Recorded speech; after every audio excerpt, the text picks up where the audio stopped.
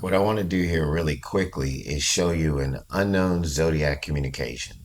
And what I mean by a zodiac communication, that it was done by one of the members named Albert Lee Terry Jr., who had a very specific type of talent to turn letters and numbers and embed images and pictures in them, or even create them as images and pictures, but at a cursory glance, you would see letters and numbers and be able to interpret it. It's in most of the zodiac communications that we've examined, if you've seen my work. But this one relates to a group in the 60s in San Francisco called the Diggers, a counterculture group that was into like free food and I guess free love and the whole thing like that. And on their website, right, we were able to dig in there and we were looking at old posters, and for some reason this one was there, and I recognized it. I said, you know what? That's code.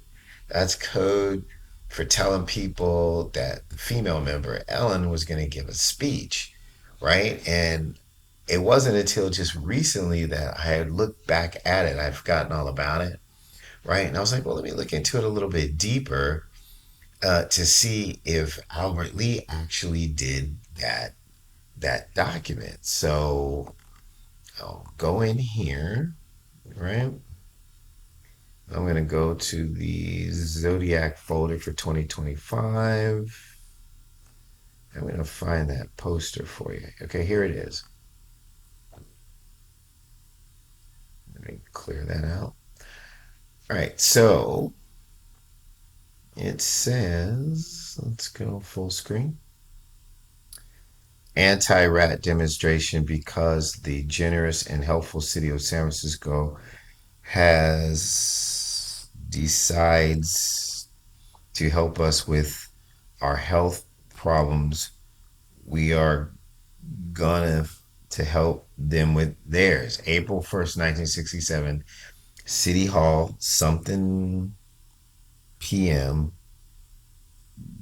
every whatever, bring flutes for rats and then something for the city. Then helpers contact Larry, and it looks like Diggs, but see, those are actually images. And then it has his contact number down here, right? Well, if you take these numbers, or if you think they're numbers, right, and you add them or you extract them as they are, if you knew Albert Lee Terry Jr.'s phone number, which was 643-6217, all those numbers are here. So even though it would take some manipulation to make that work, to put them in the right order, the fact that a single phone number out of all the phone numbers on the planet Earth, right? If you knew that it was in Vallejo, this phone number would have enough letters to formulate his phone number. So I didn't think that was a coincidence. But then that wasn't complete proof. Let me see if I can do something here to help you understand it a little bit more. I went in here and it's hard to see, but you notice that these are actually images. So I thought it was Larry Diggs. I went into the San Francisco telephone book. I didn't find a Larry Diggs. I didn't do Vallejo yet. But these aren't even eyes. See, that's a female, right? So he's telling you to contact whoever this is and whoever that is. And that image, you see her little body, breast, black hair, arms, and then there's a face there. Now, I can't be positive, but I've seen so much of his work that that female again reminds me of what Elin Shimura looked like back then. Dark hair, that facial look. We have her on video. So again, this is Zodiac coded messaging. I'm not exactly sure what that is. I'm a little prejudiced, so I'm not going to say that what I think. I'm going to let it go. But I am going to come back up here, even though I'm biased, But it's because I understand how they code now, right? I'm gonna have to bring it down a little bit.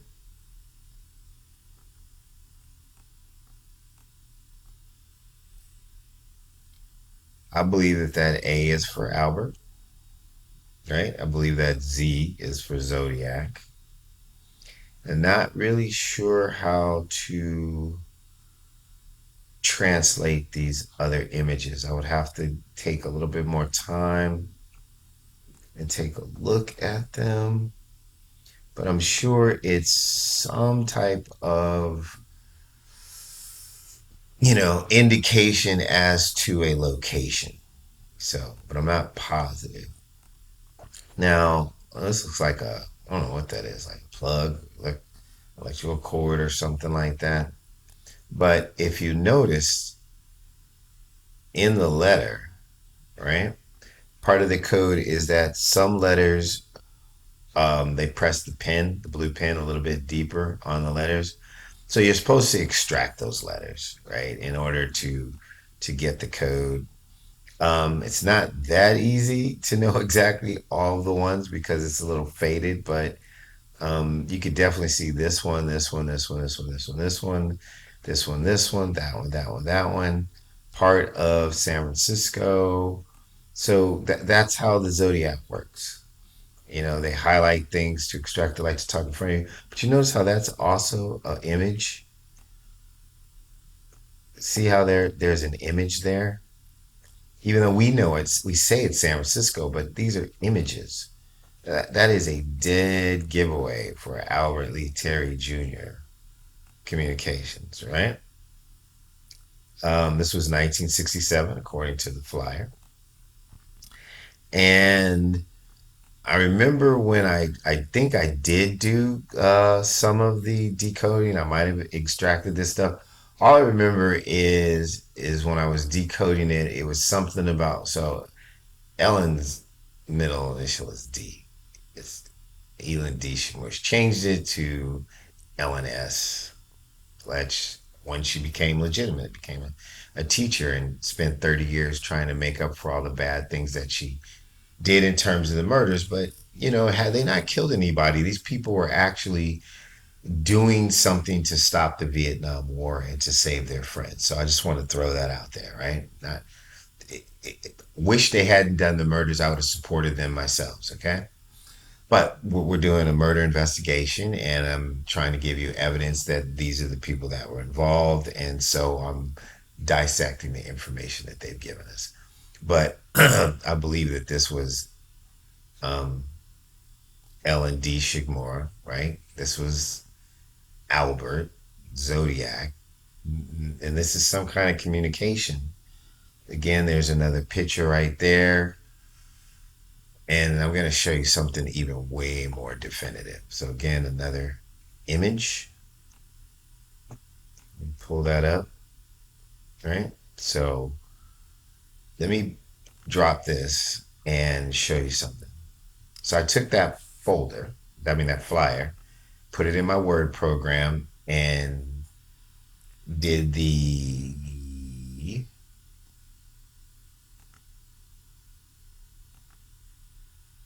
transparency and smoothness in order to see what the embedded images look like. And as you can see, this is definitely an Albert Lee Terry Jr. product.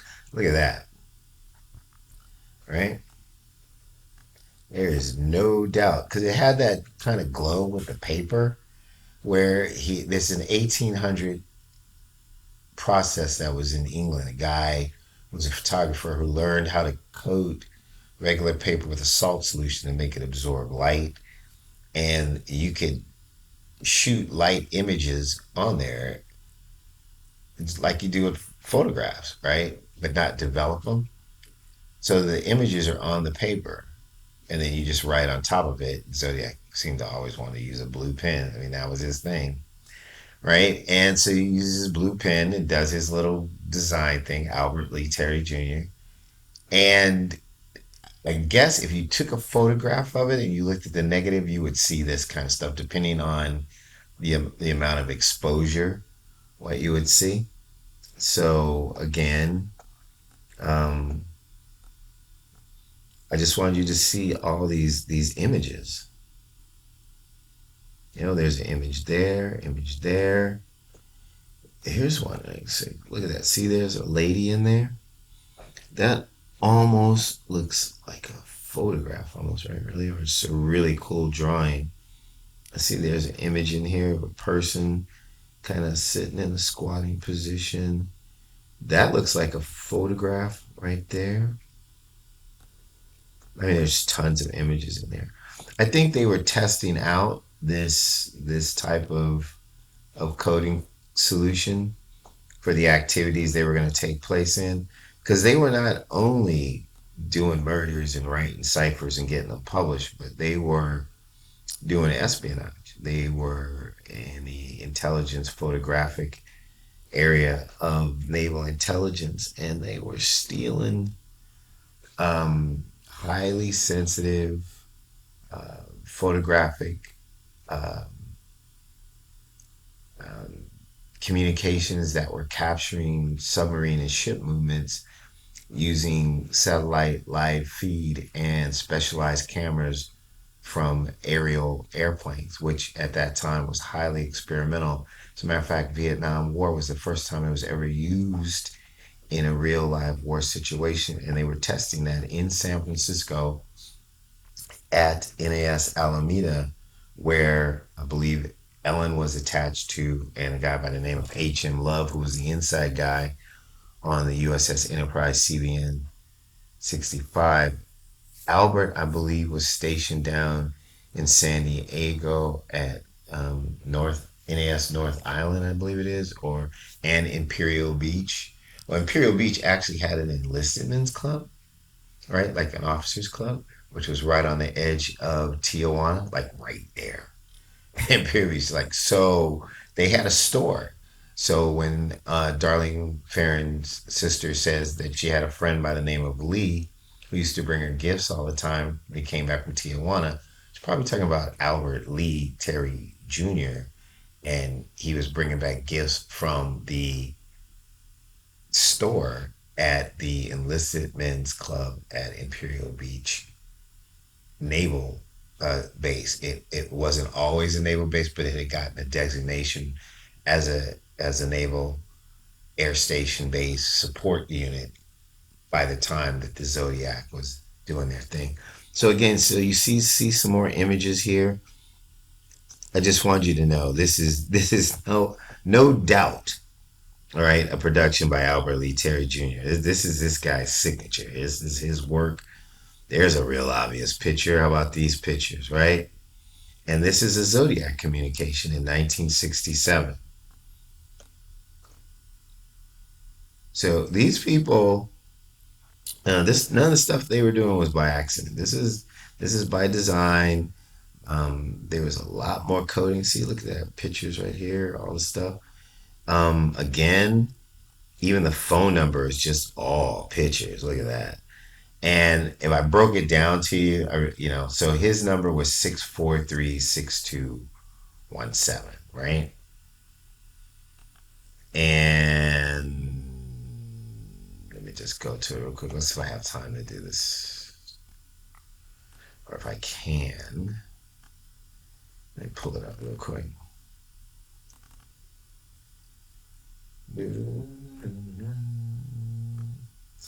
So I'll pull it up. All right. So bring it up a little bit. So if we looked at this, we could see that we might be able to, like, again, they're images, so I don't know exactly, like this one looks more like an image than a number, and I'm a little biased, right? So, but his number was 643-6217. So I would pull 66661. I would skip this because that just looks like a picture to me. I would pull the 7. Now I know this is supposed to be 9-4, but if you look closely at it, they're just two pictures. They're not numbers, right? So let's bring it down a little bit, but I could be wrong. But I mean, this is too much of a coincidence, right? So then I would pull the one and the four, right? And then I would pull that other one, and then I'd pull these two ones with the S, which isn't street because this is avenue, or at least he's trying to say it's avenue, right? So I'm not exactly sure how this math works, but that looks like a picture to me. But if it's, you know, I pulled it as a one. So we would have six. So there'd be 1 6, right? And then his number has another six. So then we'd have two sixes. And then his number has a one. So we have a one, right? His number has a seven. So we'd have a seven, right?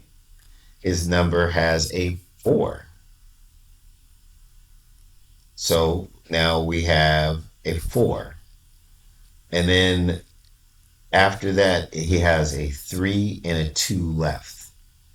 So I could go 1 1 1 to get the three, or I could go 1 1 as a pair and get the two, or I could just have the two and then just have a one and a one, which leaves another two and just be out of the three. So if there's a way to say, one, the two ones is a two, then all the other ones would be a four. So again, it comes down to every single number but one, right? And that kind of looks like Albert Lee, even though it's just a drawing of a person. As you stand back from it, it would looks like ALE, right? Albert Lee. So even if I can't find that last number, that's how I found him before. There was another code, the car door message at Lake Berryessa, right? Turns out to be Albert Lee Terry Jr.'s home phone number, right? So while Charlie was doing his thing at the lake, Albert was probably up at the car writing the message because I don't think they had time for one person to do both. So Charlie was seen all day. He was recognized, but I believe Albert Lee Terry Jr. was there because the message on the door is situated so perfectly. And they were saying that Charlie, right, who is Ellen's boyfriend at the time and husband, who used to be Albert Lee's lover, right? Because they're both murderers, right? But he was nervous, sweating, couldn't keep his hands from shaking, left a live witness. It would be very hard for him to write that information so precisely so that it was in line as the new math was in 1960s for me to discern the numbering and figure out that it was this guy's phone number in Vallejo, right? Well, he's done the same thing kind of here. So that looks like Albert Lee, and there's only if it had one less one or two, it would be his phone number exactly.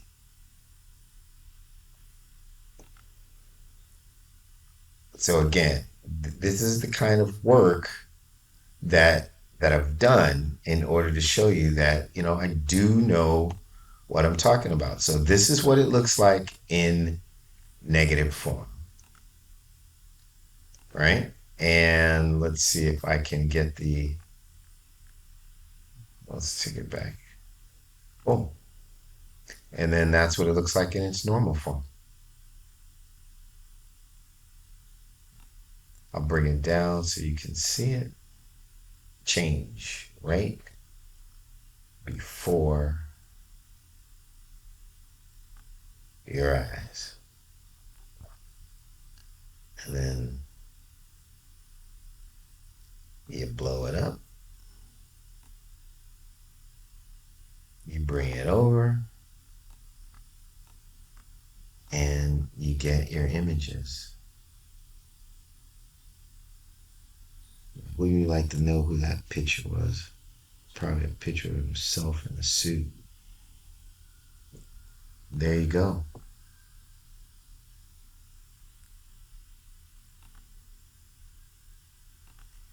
Ladies and gentlemen, this is not a coincidence. Okay?